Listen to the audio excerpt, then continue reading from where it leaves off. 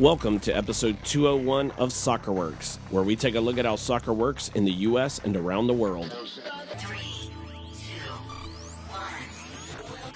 1. Welcome to the Soccer Works Roundtable series live at the bar of the U.S. Soccer AGM. This is a conversation with Daryl Marcel. Welcome to Soccer Works Roundtable Edition at the bar of the U.S. Soccer AGM, and delighted to have our guest, Daryl Marcel, who is stopping by to have a quick chat. Daryl, tell us a little bit about yourself. Where are you at now, and where are you from originally? I'm originally from Trinidad and Tobago. Okay. Played soccer for Trinidad and Tobago. Attended school at Howard University and lived in Maryland for over 20 years and moved to Seattle, Washington about 8 years ago to be an assistant director to the second largest club in the state. Since then, started my own club called FC Bellevue and was a state director for an academy within the state. So you came over, I guess, for college from Trinidad, is that? No, right? my family migrated to the U.S. when I was an infant. Okay. Raised in New York City, moved to Maryland when I had to go to college, obviously, and Right. since then, just lived and slept soccer. Right. So you're living and sleeping soccer, which is awesome. That's our life as well in my house. So you're in Bellevue, Washington. You are the director of coaching for your club. Correct. And you also do coaching instruction, kind of college recruiting, and one of those things. What are some of the challenges that you've seen in running your own club within your setting there in Bellevue? Well, if you know anything about Bellevue, it's a Microsoft world, right? The demographic there is very different than many other places in the United States.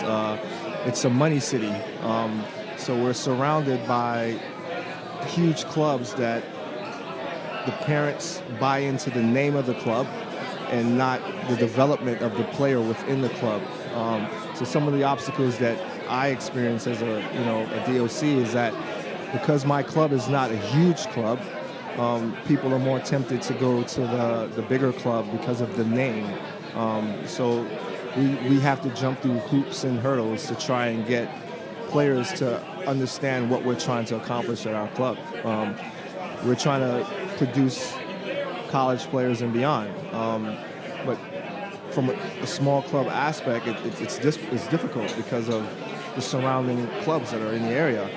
So we do everything we can to try and get kids in. Our program's a little bit different, and we offer speed and conditioning training and different things to enhance the athlete. College education to teach the parents how their kids get recruited. A lot of parents don't understand the recruitment process. They think if they're playing at a big club that's going to get them, or they're playing in the ECNL, or that's going to get them the college track. And 9 times out of 10, that's not it. It's networking, who your coach knows, how you're educated, how you market yourself to actually be seen by some of these college coaches. So what kind of player backgrounds do your players come from? Are they, upper middle class? Are they, from, what's kind of their general? 30% of my patrons are scholarship kids. Okay. Right. So my club's very diverse. I have very wealthy people in the club. I have middle class people in my club, and I have people that are not as fortunate as others in the club. So a little bit about my background. I started my own club a few years ago. I don't have it now, but I ran it for a couple years. It was completely free to play, so we had sponsors that covered everything, and we were really, really small. So you said you were small. I was way smaller than that, because for me, every kid was an expense or an investment rather than an income. Correct. And so, but one of the things that I saw was that we were able to go into neighborhoods that bigger clubs couldn't go into or weren't willing to go into and work and build relationships and establish trust and connections. And so in our small squad of players, we had 10 countries represented, every continent except Antarctica. And we were in South Alabama. Wow. You wouldn't expect that kind of diversity when when you're thinking stereotyping Alabama. Yeah, and you're Alabama, thinking, right? And yet we were able to pull that off. And most of these kids came to us from outside the system. So one of the things that U.S. Soccer is always trying to figure out is how do we get more kids playing? How do we get more kids in the U.S. Soccer family is another expression that you'll hear. Have you had any issues trying to bring kids into organized sanctioned soccer, or has scholarships kind of been the solution, or is it just been, explaining the opportunity to families? Like, what is your experience? It's been a little bit of all of it. Educating the parents, I think, is the key, because when you hear Premier Soccer, automatically parents see a price tag, like what is it going to cost? That's the very first question that they ask, right? So for me, it's tapping into that network of players that can't afford, because in my experience, those are the players that are hungrier. Those are the players that will work harder for you. Some of the kids that we deal with are very privileged. So, they take a lot of things for granted, in my opinion. And everything's handed to them. When you deal with the inner city kids, they show up to practice, they work hard, they're a little bit more courteous, and they're eager to learn how they can excel in the sport, because for a lot of them, that's their way out. There's no other way out for them, In Seattle, I'll use my area, I live in a city called Issaquah, which is a neighboring city to Bellevue, but 2 cities over, it's a city called Ellensburg, where they pick apples and they pick cherries, and some of these kids are actually doing that in the mornings before they go to school, so they can help their family afford just to live. Right, basic living. Yeah, so it's kind of hard when you meet those kind of families and have to try and explain to them the cost of being a travel Premier player. So we try to find ways through sponsorship, through grants, to try and help these kids obtain their goals. So you start your own club. You're trying to obviously connect with any kid that wants to do great at soccer, wants to learn the game, love the game, developing the game, regardless of socioeconomic status or background. As you kind of look into the future with your club, what are your goals? What are you trying to build? Where are you trying to go? When I hear about it's funny you say that, because Premier Soccer should be a first and second team only, right? But it's become so much of a moneymaker that some of the larger clubs are A, B, C, D, E, F, right? Some of those teams are just glorified select or rec teams. My goal is to build my club where I have 2 teams in each age group, and maybe a training pool of kids that are not quite ready, and formulate a developmental program to make sure that those players reach their goals. It's been my experience that in the larger clubs, they have the best coaches with the best teams, and I won't say the worst coaches, but the less licensed coaches or less experienced coaches working with the younger teams, or the D, C, E, F teams. How do those kids ever make an A or B team if they don't have superior coaching? So in my club, what we do is we put our best coaches, our highly qualified coaches, with the developmental and the players that need more help, so that those players reach their goals. And then when tryouts come around, instead of me looking for players outside of my own club, I can just pick from my club, right? I can develop within my club. You see 8 teams all the time. They're competing so much, and the goal is to win. And our goal is to develop, right? Wins and losses don't count for me until they're 16, 17 years old. That's when it really matters. Some of these clubs are focused on wins at the younger ages. So for me, if I develop the players the right way and I have the more qualified coaches working with the less experienced players, my club will grow faster. And instead of looking for the better player from another club, I can pick within my own club and have that to show as, hey, we're developing players here. We're not just taking players that are already developed or players that are maybe more technically sound than some of the players that we currently have. Right. So have you seen that that's working, like by doing that process? Have you seen that that's working? Absolutely. So my club's, a very small club, and we already produced a national team player. So for me, that young lady has been with us since she's been 9 years old. She's currently, 14 years old, and she's competing at the international level, which speaks volumes to what we're trying to do, or what my staff is trying to do at FC Bellevue. Where have you gone to find coaches? Are you training them? Have you tried to recruit in coaches? Or are you developing coaches at the same time as you're trying to develop players? Kind of where are you at with that? So a little bit of both. We're a United Coaches Association member, so we post online for job opportunities for coaches. I go out and I recruit. What I've done, because my club is so small and we can't pay what some of the bigger clubs do, I go out and I find ex-college players or current college players that want to get involved in coaching, and I train them, and the club pays for their certification so that they can get educated in the sport, because we all know that playing the game is one thing, but teaching it is something else, and you have to get educated in how to translate what you know through muscle memory onto the field for these young kids that want to learn the game. Right, for sure. So as you are, looking at the club that you have and the club that you're trying to build, you're trying to develop, one of the questions that I have for you that I often ask when I'm talking to someone who's running a club, especially like a director of coaching type person, do you guys have a kind of club-wide philosophy? Like, this is what development looks like for our club.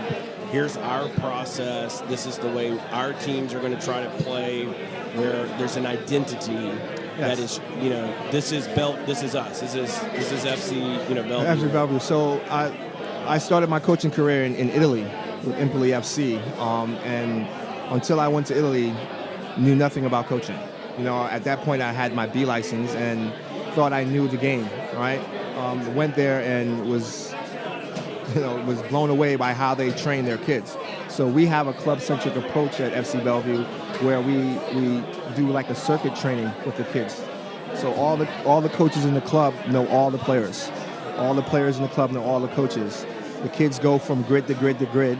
For an example, like on a Monday will be our technical day. Everything that we do on that day will be technical, including speed and conditioning trainer that's implemented. And then on a Wednesday, we'll do a tactical implementation of the things that we want them to see them do throughout the week. Our Friday training session, we incorporate both, where it'll be a small-sided game where they have to incorporate what we've taught them Monday and Wednesday. The Italians do it this way because they say you're hands-on and that you can see every player. The worst thing is that, you have coaches that may have multiple teams, and you have to send an assistant coach that's not familiar with the kids. Right? And parents hate that, right? So in this club-centric training atmosphere, as I said, all the kids know the coaches know the players. We all warm up, like for certain age groups, warm up a certain way, so that when a coach steps in or has to step in, everyone's, in the norm. They're not doing anything that they're not used to make them jittery before a game, or the coaches know them by name and they can identify what player can do what, and it just makes it instead of being a soccer club, we're more like a family, right? Because we all know each other and we kind of work together to develop the kids within our program. Yeah, it's a very more, just listening to this description, I like it. It's a more organic, natural process, of relationships between players, between the coaches, and everybody involved, where you're right. I mean, if you go into a typical club environment, if a coach is not assigned to that team and they have to fill in, and you see this time and time again. Yep. It's not, unique to one coach or one club. It's no fault of theirs, but you'll see where a coach has to fill in, and they have no clue. Not only who the players' names are, they don't even know like what their skill set are, like where do they normally play, like are they normally a starter? Do they play most of the time? What positions? What are their strengths, weaknesses, etc. So I really like what you're talking about in terms of the way that you're approaching the development of your players, but also I think it's the development of your coaches. Yeah, because I think that makes more well-rounded coaching as well, where you don't get in a rut of, oh, I've got these 15 and that's it, or these 12 and that's it. That's right. But you're seeing, because you may see in those circuits, I can only imagine that you see another coach doing, maybe gives an instruction, oh, I didn't look at it that way. Right. You know what I'm saying? Absolutely. Does that make sense? It does. And what my experience has shown me is that in most clubs you get one coach with 19 kids, and 15 out of the 19 are technically sound and can do the things that you're asking them to do. But what about the 4 that are hiding? They get lost in translation because they're not as good technically. They don't want to be pointed out. When you have this kind of circuit training or club-centric approach to training, these kids can't hide because the groups are smaller. There are more eyes on the players, and now you can give more individual time to the players that need extra development without holding them back from the other group and without having them be isolated or feel that they're less inferior to the group that they're actually playing with. So this way you see the players develop a little bit faster because they're getting more individual time, and the coaches now instead of managing 19, they're managing 8. Right. That makes sense.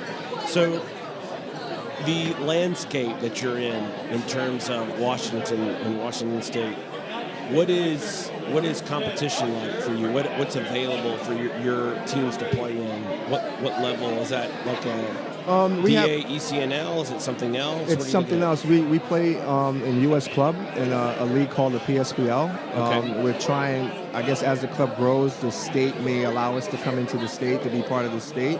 But right now, we play in the MPL. Some of our teams play in the MPL. Our developmental teams play in the PSPL. And it's a U.S. Club sanctioned league. There are several clubs in our area that fall under an umbrella that all fall under the state. U.S. Club came in and kind of sanctioned another league to try and help all the smaller clubs that really couldn't play within Washington State in the state league. Okay, that makes sense. So when you are looking at the development of your players, how long have you had this club? I know you said originally you went out as an assistant with another club, and then you started your own. How long have you had this club? I've had this club. This will be the 5th year. 5th year. So year 5, you're in year 5 now. What are the pathways for players that when you're talking to a kid or a parent, what kind of advice are you giving them? Like, what should they be looking for? How should they be trying to make connections for future opportunities?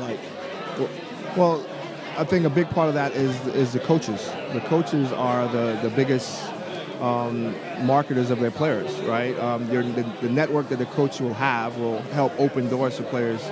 College side, if you're in a smaller club like myself and you're affiliated with another club that has a DA, your players will have the opportunity to actually play in that environment until your club can create those opportunities themselves, right? So for me, we just try as every avenue that we can to knock down doors. You know, I'm knocking on doors all the time. Like, I'm here to knock on doors to find out, you know, what's going on in the state, what's going on within U.S. soccer. How would it affect my club? How will it affect the state that I live in? How, you know, will it affect the players, so that we can try and bridge the gap to make more opportunities for these kids? Because the average kid, you know, can't afford, you know, right. or families, they can't afford what travel soccer is now. You know, the average fee in Washington State to play travel soccer is $3,500, and that's without college showcases. That's without tournament fees. That's without,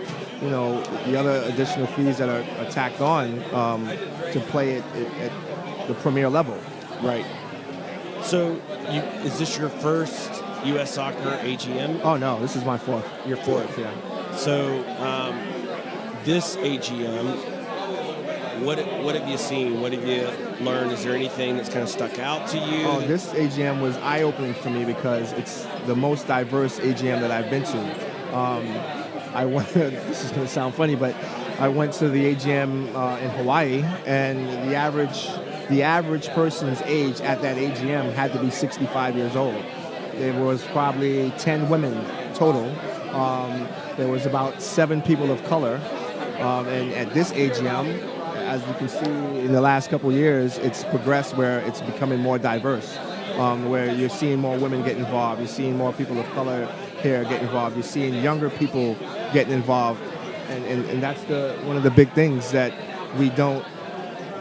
I question all the time, like, where's the bridge between the old generation and the new generation of coaches or administrators for U.S. soccer? We look around in the room now, we're probably 2 of the youngest guys here, right? Right. So for me, it's networking with some of these guys to gain some of the knowledge, to find out how we can open doors so that guys like myself that are passionate about the game could get more involved and try and make a difference. So has there been this weekend any kind of information or breakout session, meeting, anything that stuck out to you? Did you pop in any of those sessions, or has it just been more general? It's been general. I went to the general meeting today, and sat there this morning and listened to it's a lot of information. It's a lot of information being given. It's a lot of things that they're trying to change, but nothing really stuck out to me. Everything that was on the table are issues that I've heard in the last 4 years. Last year the big thing was the election. The year before that was, the amendments that they're going to make to the bylaws. Right. So every year it's something new on the table. This year it's about the adversary group and making sure that there's another vote out there that can be made by adversary groups, right? That was shot down, so that's put back on the table for next year. So to me, it's eye-opening. It's rewarding that we see more people getting involved, younger people. It's a little bit more diverse, but nothing really stuck out. It's to me, it's politics. Right. So with your club, when you're trying to build your club, the marketing, the branding that you're going up against at times from some of these that are almost like soccer machines, Correct. right? Are you in favor of merit-based competition where absolutely sporting merit? Absolutely. So one of the things that I think is that I'm all for marketing, promotion, and all of those things, but it's getting our clubs into systems based on merit and not might. Correct. Right? Whether that might be financial, whether it be political connections, instead it's, hey, I've got a group of kids and they're really good and they've earned their way into this opportunity, rather than gatekeepers. Correct. Right? So as someone who has started a club, you're 5 years in, you're building, if you could look into the future, say 5 years down the road, where do you want to be? What do you want to be doing by that point? I want to do exactly what I'm doing, developing kids. I don't want a big club. I just want to help the kids that want to learn and not make it a cash cow, and that's more what I see these days. Clubs, instead of educating and developing, they're gathering numbers to generate revenue, which is fine, right? It's the name of the game. Everything revolves around money, more or less. But when you're dealing with kids, your heart has to be in a different place. Right. So for me, I come up against several obstacles, but we look past it because we're not trying to get too big. We just want to have, like I said, 2 teams in each age group and develop those players and hopefully place kids in college, and give them the opportunities that some of us didn't have as players. Like, I never had the DA. I never had ECNL when I played. I had my dad and a pop coach that knew the game, you know? Right. And I think, you know, that drove me. Nowadays, it's not driven by that. It's driven by what friend do you have in this club. It's cliques, right? So for me, if we can build an atmosphere that's a fun learning environment for our kids within Bellevue and keep our costs minimal and keep our teams or the size of our teams per age group the way a premier club should be with 2 teams, I'm good with that. You know, futuristically is putting our kids, all the kids that come through our program, have the opportunity to play college at some point to gain an education.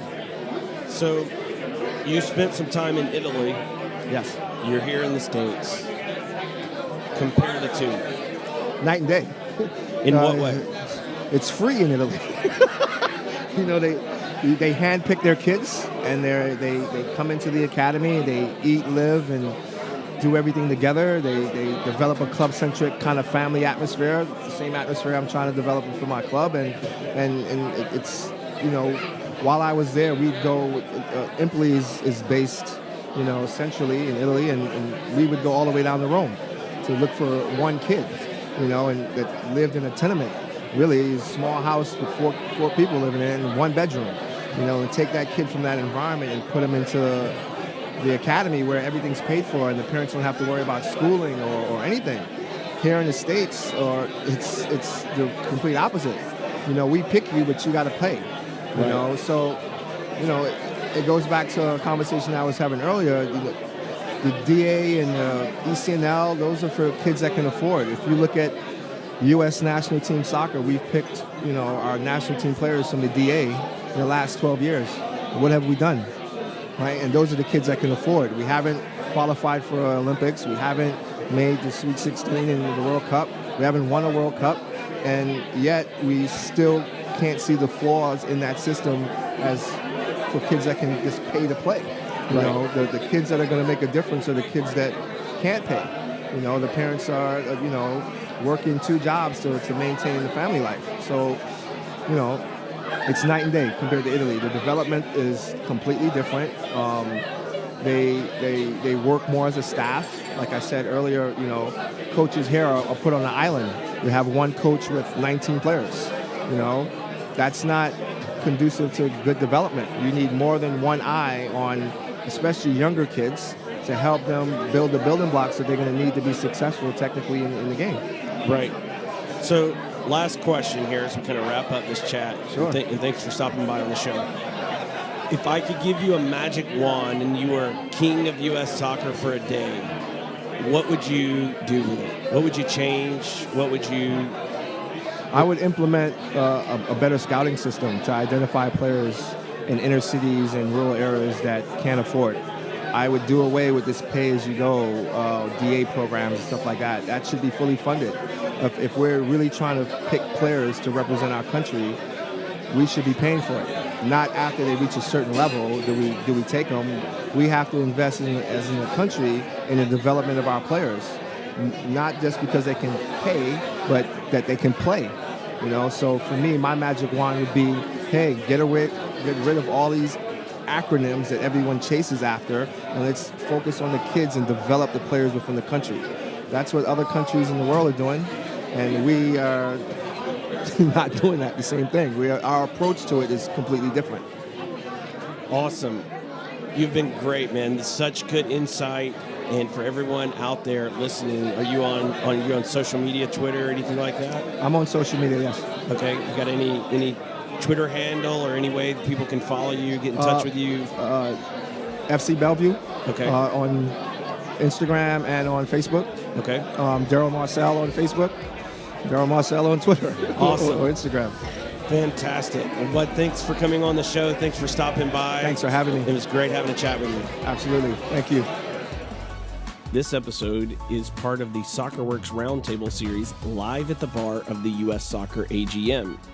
This was a conversation with Daryl Marcel. I would like to thank Daryl for coming on the show.